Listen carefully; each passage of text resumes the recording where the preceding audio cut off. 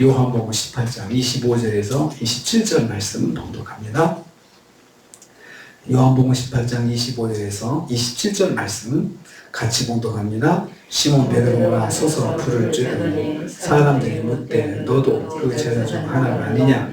베드로가 부인하여 이르되 나는 아니라 하니 대제사장의 중 하나는 베드로에게 귀를 짜는 사람의 친척이라. 이르되 내가 그 사람과 함께 동산에 있는 것을 내가 보지 아니하였느냐? 이에 베드로가 또 부인하니 곧 닭이 울더라. 아멘. 아멘. 오늘 말씀은 베드로가 예수님을 확실히 부인하는 것을 내용으로 하고 있습니다. 먼저 베드로가 두 번째로 예수님을 부인하게 되었습니다. 25절 전반부입니다. 예수께서 잡히시던 밤 날씨는 참 쌀쌀했습니다. 사람들이 모닥불을 펴놓고 불을 쬐고 있었습니다. 작은 모닥불을 가운데 두고 있는 사람들 사이를 베드로가 삐집고 자리를 잡았습니다. 베드로는 이미 출입문을 들어설 때 그를 알아본 문 지키던 여종에게 나는 아니라 이렇게 부정을 하였습니다. 모닥불에 비친 베드로의 얼굴을 사람들이 알아보고 물었습니다. 너도 그 제자 중 한 사람이 아니냐고 물었습니다. 확실한 질문을 한 것입니다. 두 번째 질문입니다. 이에 베드로는 나는 아니라고 다시 부인하였습니다. 그 안에선 재판 중에 예수님께서 재판을 받고 계시고 베드로는 밖에서 모른다고 두 번째로 모른다고 하였습니다. 예수님은 재판을 받으시는 중에 사랑하는 제자로부터 부인을 당하고 있습니다.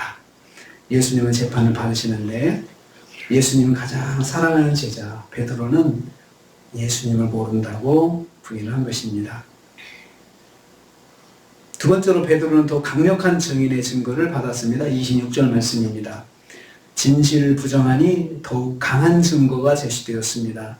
이번에는 베드로가 칼을 들어서 귀를 자른 말고의 친척인 사람이 베드로를 알아봤습니다. 이 사람도 현장에 함께 있었기에 베드로를 즉각 알아보았던 것입니다. 내가 그 사람과 함께 동산에 있는 것을 내가 보았다 이렇게 말을 했습니다. 현장에서 칼로 자기 친척을 공격한 베드로를 잊을 수 있지 않았던 것입니다. 강력한 증인이 베드로를 몰아붙인 것입니다.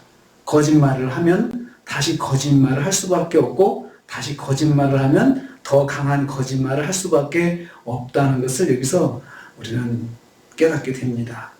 베드로는 더 강한 거짓말을 해야 하는 상황을 만나게 되었습니다. 그래서 한번 우리가 죄를 범하면 그걸 그냥 그대로 묻고 가만히 있으면 또 다시 죄를 범하게 되는데 더 큰 죄를 범하게 됩니다. 거짓말도 마찬가지입니다.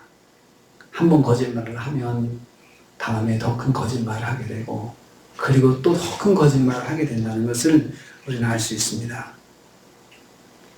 세 번째로 베드로가 예수님을 부인하게 됩니다. 세 번째로 이제 부인합니다. 27절 말씀입니다.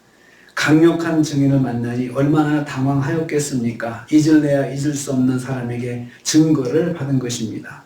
자기 친척이 자신이 보는 앞에서 베드로의 칼에 귀를 잘린 사건을 잊을 수 없었던 사람이었습니다. 이 사람이 베드로를 알아보는 것은 당연한 것이었습니다. 그럼에도 불구하고 베드로는 그 사람이 말하는 걸 부인했습니다. 베드로가 또 부인하니 이렇게 기록하고 있습니다. 그러자 곧 닭이 울었다고 말씀합니다. 예수님께서 말씀하신 대로 닭 울기 전에 3번 부인하였던 것입니다. 베드로의 자신만만한 선포가 한순간에 무너졌습니다. 예수님의 재판을 받으시는 동안 사랑하는 제자가 이렇게 무너졌습니다. 거짓말이 거짓말을 낳고 또 나왔습니다. 죄와 거짓은 흉내라도 내지 말고 처음부터 잘라내야 합니다. 우리는 이걸 통해서 깨닫습니다. 죄와 거짓은 처음부터 잘라내야 된다. 이것입니다. 어떻게 해야 될까요? 우리가 하나님 앞에 범죄했을 때 바로 십자가 앞에 나가야 됩니다. 우리에겐 그 길이 열렸습니다. 은혜의 보좌다. 성경은 말씀하고 있습니다. 그 은혜의 보좌 앞에 나가야 됩니다. 주님, 제가 잘못했습니다. 제가 또 죄를 범했습니다. 십자가의 은혜를 저희가 또 받아야 되겠습니다. 주님, 저를 용서해 주십시오. 이렇게 해야 됩니다. 베드로의 참 안타까운 모습, 우리는 오늘 묵상을 했습니다. 성경은 3번 부인한 걸 연속해서 말을 하면서 3번을 부인했다. 아주 강력하죠. 뭐든지 3번 하면은 강하게 인상이 바뀌거든요. 베드로에게 이 3번의 부인은 베드로 인생에 있어서 잊을 수 없는 그런 실패가 되었던 것입니다. 처음에 만약에 그렇다라고 했으면 어떻게 했을까요? 그래, 내가 그렇다. 나는 저분의 제자다. 당신이 말한 것처럼 나는 저 사람이 저분의 제자인 것은 확실하다. 이렇게 했으면 어떻게 됐을까요? 오늘도 우리가 하루를 시작합니다. 우리가 실수하지 않기 좋습니다. 넘어지지 않을 수가 없습니다. 그때 바로 십자가를 붙잡고 은혜의 보좌 앞에 나가서 주님을 의지하는 저 여러분 되시기를 주님의 이름으로 축복합니다. 주님 감사합니다. 너도 그 제자가 아니냐. 강력하게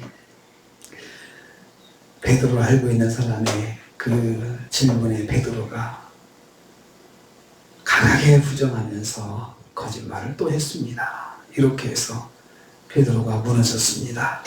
아버지 하나님, 저희들도 연약할 때 바로 그 연약함을 주님 앞에 가지고 나가서 주여, 제가 이런 사람입니다. 이런 죄인입니다. 고백하면서 더 죄를 쌓지 않게 하시고 우리가 늘 십자가의 은혜 가운데 주님 붙잡는 저희들 되게 하여 주시옵소서.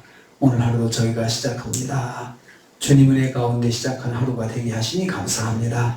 오늘도 주님을 의지하고 은혜 가운데 승리하는 하루가 되게 하여 주시옵소서. 예수님의 이름으로 기도하옵나이다. 아멘.